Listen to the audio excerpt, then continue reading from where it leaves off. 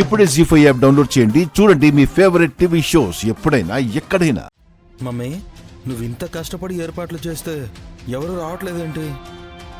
నేను పిలిచేంత వరకు ఎవ్వరూ రాకూడదని చెప్పాను. వై? ఈ అరేంజ్మెంట్స్ చూసి ఆశ్చర్యపోవాలని. సడన్ గా నీకు ఇంత ఇంట్రెస్ట్ ఎందుకు వచ్చిందో తెలుసుకోవచ్చా mummy?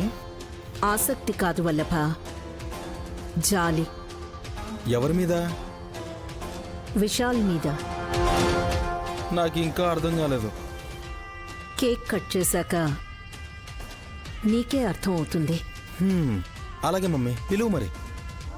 దురంధరా, Vikrant, Sumana. Mummy mummy mummy, wait wait wait wait. నువ్వు ఇలా ఒక్కొక్కరిని పిలిస్తే నీ గొంతు పోయేలా ఉంది.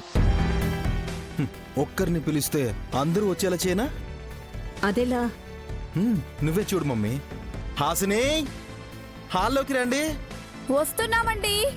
పిన్ని, చూడు మమ్మీ. చిట్టి, విక్రాంత్, త్వరగా రండి. రండి రండి రండి, కేక్ కటింగ్ కి టైం అయింది. రండి. వస్తున్నావక్క, త్వరగా రండి. చూసావు మమ్మీ? నిజమేరా.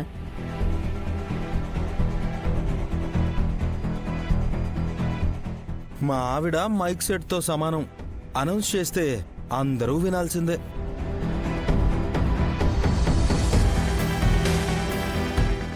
నైని విష్ ఎక్కడున్నారు?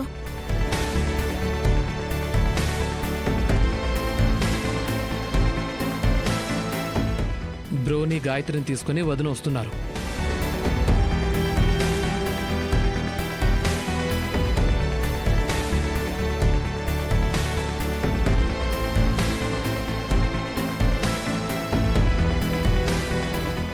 పదండి. జాగ్రత్త.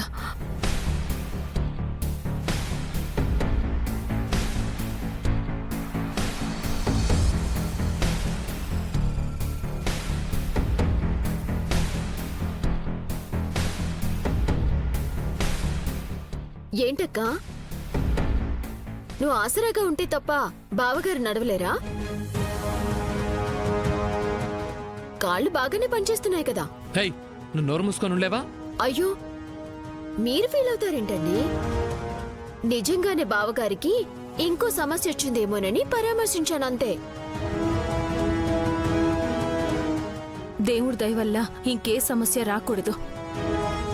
హాసనక్క త్వరగా రమ్మని కేకేయడంతో హడావిడిగా రాబోయారు. బ్యాలెన్స్ తప్పి పడిపోతారేమోనని నేనే చేయి పట్టుకుని తీసుకొచ్చాను.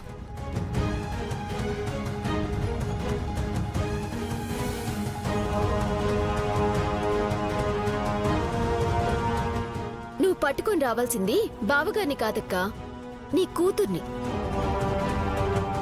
గాయత్రిని తనే ఎత్తుకొచ్చింది. ఎత్తుకున్న గాయత్రిని కాదు బావగారు, ఎత్తుకుపోయినా గాయత్రి దేవి గారిని, అలియాస్ మీరు కన్న తోలి బిడ్డని.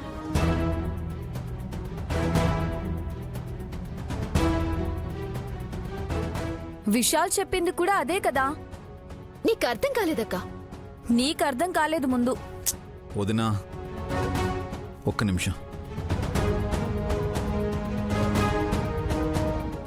చూడు సుమ్నా, నా ఆరోగ్యం బాగాలేదని ఫంక్షన్ కూడా చేయొద్దు అనుకున్నాం. కానీ అమ్మ తనే దగ్గరుండి ఈ ఏర్పాట్లు చేసి పిల్లలతో పాటు మనల్ని కూడా సంతోష పెట్టాలి అని ప్రయత్నిస్తే తనని మెచ్చుకోక నైని నొచ్చుకునేలా మాట్లాడతావు ఎందుకు?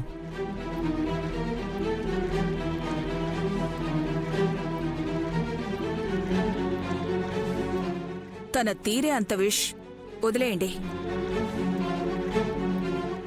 వదిలేయమని మనం తేలిగ్గా చెప్పొచ్చు, కానీ నయన్ని తన నోటి నుండి మాటలు వదిలినంత సులువుగా సుమన వదిలిపెట్టదు దురంధరా. నేనెవర్ని ఏమన్నానని? ఎవరినో అన్నావని కాదు, నెల కిందట నువ్వు ఛాలెంజ్ విసిరావు కదా నైని. పుట్టినరోజు నాడు పురిటి రోజు అదృశ్యమైన మీ తొలి బిడ్డను తీసుకొచ్చి మాకు చూపిస్తానని. గాయత్రిని చక్కగా రెడీ చేసి తీసుకొచ్చింది కదా చూడండి.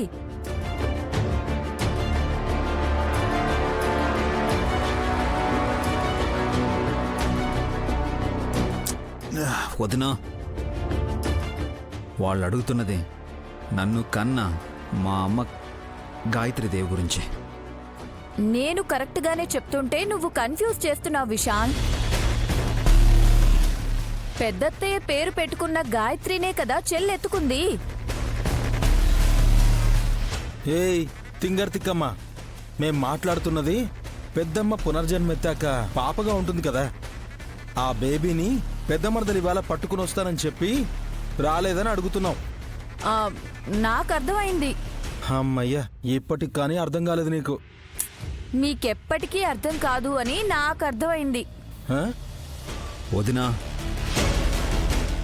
పిల్లల చేత కేక్ కటింగ్ చేయించకుండా ఈ వాదన ఎందుకు? అయితే మా అక్కని మాట తప్పానని ఒప్పుకోమనండి.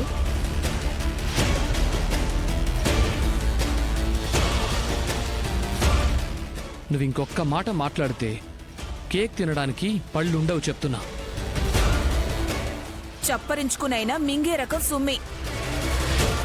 దెబ్బలైతే పడాలంటావు అంతేనా? అరే ఏంటి దౌర్జన్యం?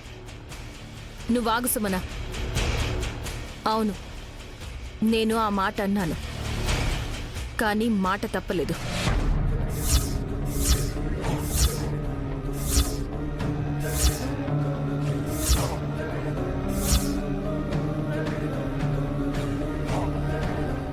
పెద్ద మరదలా, అంటే నువ్వు నీ తొలిబిడ్డని ఇక్కడికి తీసుకొచ్చావా?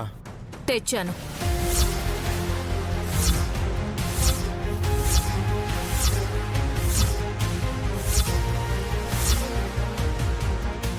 వదినా, ఏమంటున్నారు? పెద్దమ్మ పునర్జన్మెత్తాక పసిపాపగా ఉంటుంది కదా, ఆ పాపనే ఇక్కడికి తీసుకొచ్చారా? అవును.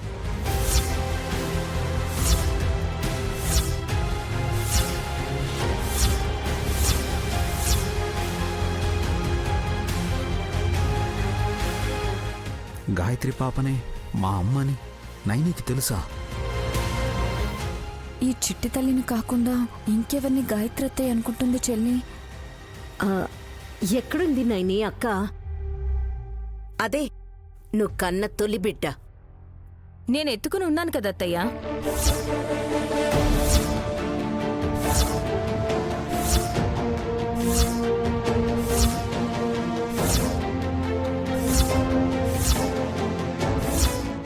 నైని, ఏం నువ్వనేది? జోగయ్య శాస్త్రి గారి మనవరాలే గాయత్రి వదినా. నిజంగా నమ్మలేకపోతున్నాను. ఇక మీరందరూ నమ్మాల్సిందే పిన్ని.